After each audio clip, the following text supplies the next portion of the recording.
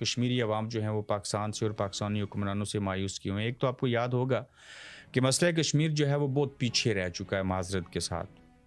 دوسرا، پاکستان ہمارا وکیل تھا، اس نے ہمارا کیس لڑنا تھا، لیکن وکیل خود جو ہے وہ غریب ہے، سفید پوش ہے، بھیک مانگتا ہے، کمزور ہو چکا ہے، اس کے پاس اتنے پیسے نہیں ہیں کہ وہ کیس لڑ سکے، چونکہ جس کے خلاف مقدمہ ہے وہ بہت طاقتور ہے، جس کو بھارت کہتے ہیں.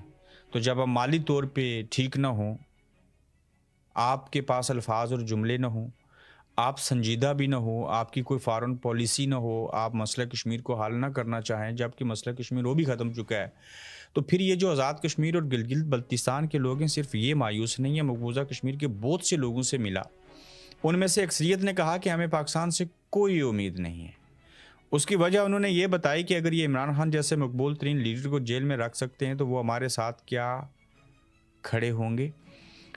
پروین سہانی کا یہ دعویٰ ہے کہ وہ لوگوں سے ملے اور انہوں نے کہا، میں یہاں پہ جو مقبوضہ کشمیر کی یونیورسٹی سے آئے ہوئے اسٹوڈنٹس تھے ان سے ملاقاتیں ہوتی رہیں، ان سے ملتا رہا، وہ کیا سوچتے ہیں، وہ کیا کرتے ہیں. اگر میں وہ ساری چیزیں بیان کر دوں تو مزید مایوسی پھیلے گی. یہ 4-5 سالوں کی کہانی ہے، جس کے بعد جب میں ان سے ملا تھا تو مجھے اندازہ ہو گیا تھا کہ وہ کشمیری کیا چاہتے ہیں، ہم کیا چاہتے ہیں، ہونا کیا چاہیے، ہو کیا رہا ہے. اب دیکھیں، یاسین ملک صاحب تحریک چلا رہے تھے، وہ بیچارے گرفتار ہیں، انہیں ہم آزاد نہیں کروا سکتے. میر وائز عمر فاروق زندہ ہیں، موجود ہیں، تو وہ کہاں ہیں، وہ کیوں نہیں بولتے.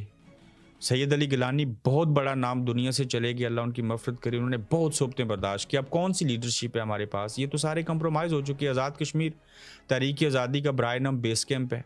گلگت بلتستان کو صوبائی طرز حکومت دی ہے، وہ پاکستان کے ساتھ ان کے معاملات چل رہے ہیں.